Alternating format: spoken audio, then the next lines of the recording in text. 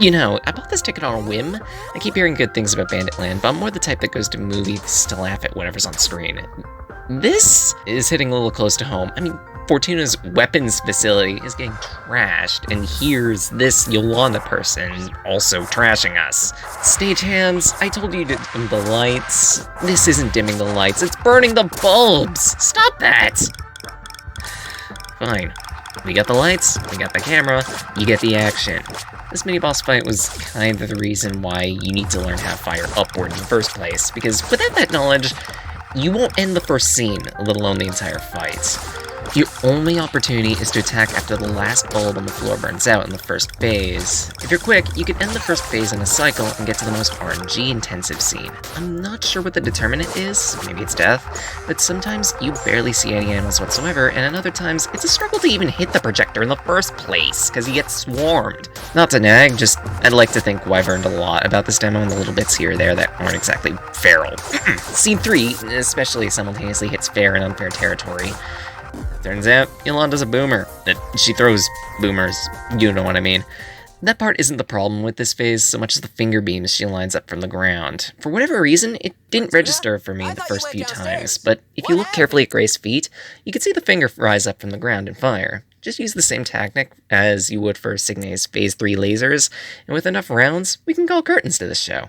I gotta ask, Fortuna, how the heck does someone fuse a garden with an engine? The energy output alone would completely and absolutely nuke this place. Seriously, where can I get this technology? Oh, and not sure how many people know this, but Fortuna's pretty well versed in arms disassembly, business management, environmental science, and first aid. If the last boss fight turned out to be a real thriller, you could talk to her for some catharsis before you do some gardening. Well, real talk, who puts a statue of themselves in their own garden? It's like placing a sign on your front lawn that says property of house owner. No duh you own the place, and no duh you're loaded more than the standard LMG from Payday 2. Too much heat, now split.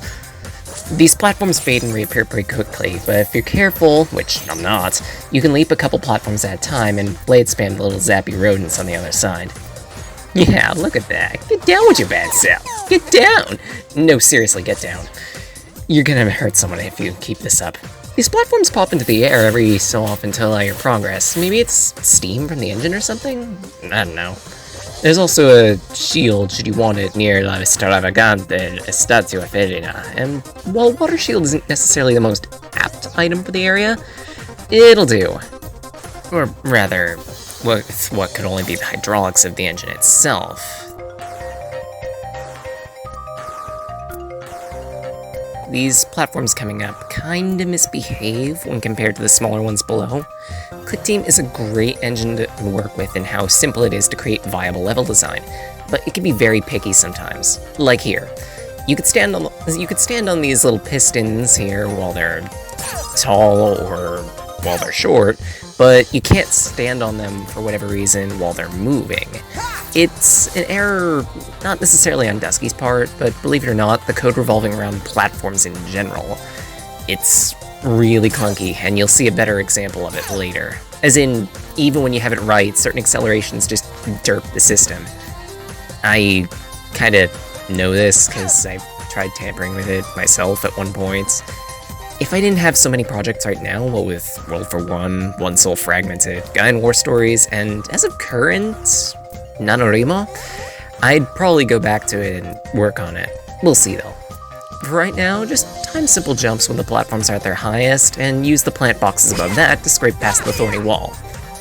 Oh hey, we're not tellies. How's it going? Catch the latest biz? No? Oh well, see ya. These platforms here make the descent more gradual so you can prepare for the tunnel below, but for whatever reason, I love trying to line myself up to fall through all of it to the bottom. This isn't the only time I get to do that, though it's the run with the best success of it, at least. And here we have Hyoku blocks leading to more zappies. These guys really like to party, don't they? Disco ain't dead, and they're more than proud of that. Of course, I'm being a little unnecessarily cautious. This might be a full health bar. That's mostly because I want to demo as much of the demo as possible. Down here, the flame is a little too close to the edge, so much so that running through all of that gets you hit, and there's not much space to fall toward the bottom to keep your health. It's just a flesh wound, but it's still annoying when it doesn't need to be. Well, thinking about it, it kind of reminds me of the last time I played Assassin's Creed. Because the game just crushed my expectations of non-reality. I feel like I missed something there. Hold on, what are... Pain! Elevator! Okay, I got it.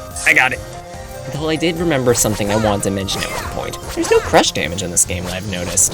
Platforms are laid out very, very carefully, so that whenever you mess up, you aren't excessively punished. But it's still your fault that you messed up in the first place. It's generally good game design that presents you with simple mechanics and slowly expects you to master them over the course of the experience. That still doesn't stop the game from throwing what it can at you in the meantime. You can fight enemies here, for example, but aside from the not-tellies, it's not worthwhile. Just keep dodging their attacks as they come, avoid the floating flame spitters along the way. Why are they floating? For an elevator section, it's not too difficult, not too dull either, which is a good thing. It tests how well you get the basics. I wish I could say the same thing for these not-tellies at the bottom there. Look at them, trying so hard to keep up with the elevator, but they move at the same speed! Did I get an F for failure? I'll give him an A for effort. Right, so, stage boss prep. You get a fire shield, and it's a good idea to keep it for as long as you can, for the dead end. I could have sworn there was a stage boss here. You know, the big bad who's in charge of this operation. Usually, the big bad's supposed to drop by and be all like, "Oh hey, we're taking over this weapons facility, and there's nothing you can do about it. So here, have this flunky while I get away." And then in the distance, somewhere, is where you insert the evil laughter, like, Oh,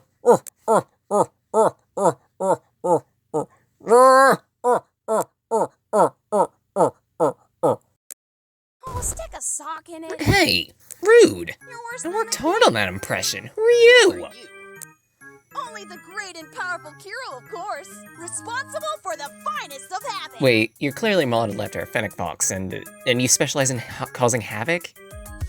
Damn it, why didn't I think of this to introduce the game with? It highlights the title perfectly instead of it's stupid. Yes, exactly, Gray. You get it. Yeah, sure, your bio entry kind of implies otherwise. Originally, I was only planning to have to thrash the cat, because she looks like a pushover. But you're on her side, ain't ya? Not officially, but yeah. Cool. Well, you're in luck. The office of the great Kiiro doesn't need it to be official. Today, we're offering our butt-whooping services to all. Absolutely. So, does that come with a side of fries, or maybe a kid's toy? I'm trying to collect all the Macaron Magic series, and I'm missing Kuraka Fire. It's kind of difficult to stage a battle between persons if one of them's just too lazy to show up, you know? We're on fire, dude! But more importantly, the fight with Kiiro can be anywhere between short and simple to lengthy and annoying. He's rigged this dynamo to part of the security system, allowing him to set off the fire traps or service arms on the floor, toss rolling saw blades from behind the shutters, and fire off excess energy in small bursts that just ricochet on diagonals. Eventually, all his activity will cause the dynamo some backlash feedback, which will send our problematic pint size to the floor. That's your chance for revenge. But make sure to watch for the mirror ball that falls just before Kiiro does. Getting hit then amounts to less time to return fire, which means a longer fight. For those who care, I've noticed that he becomes vulnerable after approximately 6 to 9 attacks, and aside from the disco ball and the claw attack, every single one of them seems to be avoidable by positioning yourself just underneath him and jumping with good timing. The claws, on the other hand, operate like finger lasers and Signe beams, with a little quirk that causes the first claw to fire twice instead of just once. Sadly though, using projectiles is completely non-viable for this fight. Until he comes down, he's invincible, and the special weapon we just got misses the hitbox, so it's sword or nothing.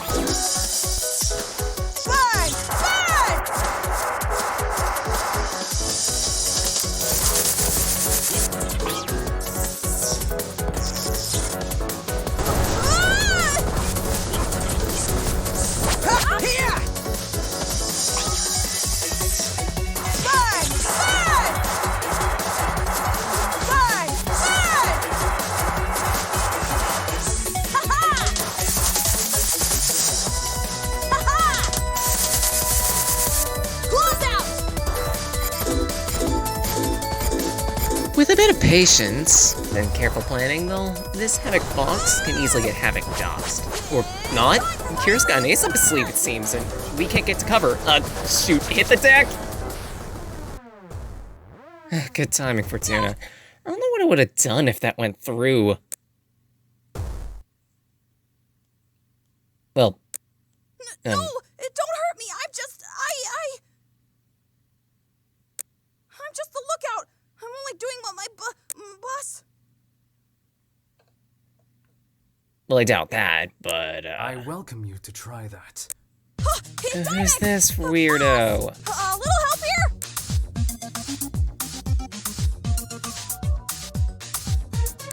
Look, whoever you are, we don't want any trouble.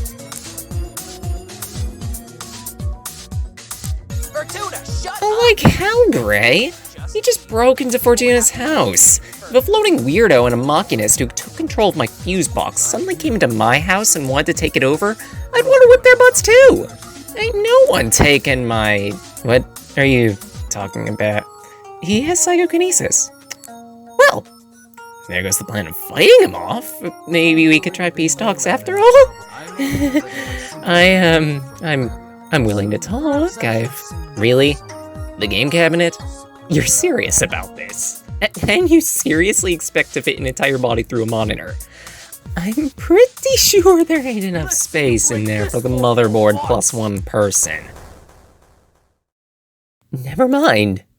Clearly this world plays with different rules than I thought it would. If suddenly jumping in and out of fictional worlds is the norm around here, I need an adult! There's no way in Nibelheim I'm going. Okay, we're going in now. Fortuna is a very brave lady, and her sacrifice will not be in vain. We're pulling her out now, apparently. Let me just get a little time, get my confidence. Maybe my spear, a bit of cheesecake, or coffee, He and... wants to play catnapper. I'm doing the same. Okay, never mind, we're going. So, remember that little mini-game earlier in the last stage? Turns out we were peering into the stage 3 of this demo, or rather, the prequel to it, the whole time and didn't even know. And now that we have the information, we scream! Then 1 second later, you realize that's wrong to scream at the cat. But if you had some green tea with citrus and all natural flavorings, you'd do the same thing, actually. Sorry, but I'm a coffee drinker. And without Dunnicker, I'm just plain Where are done. we? Who are you? Where's that stupid? I mean, I'm very enthused to be here. Very, very enthused. Handsome kidnapper. Guess we're going the hard way then. Where'd I put Palm Leaf?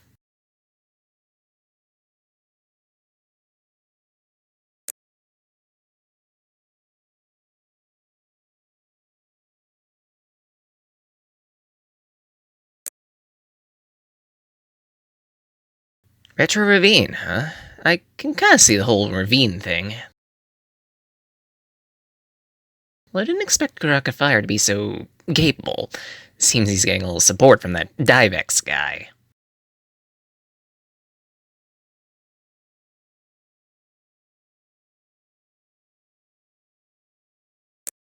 Well, is that bad? If Greg can beat me up, surely he can handle my boss. Now, clearly you weren't paying attention. Gray got all wrapped up in his own jacket. The let is peculiar that he wasn't being completely lifted. Something about this feels a little off. Okay, it could be worse. Let's just get this over with.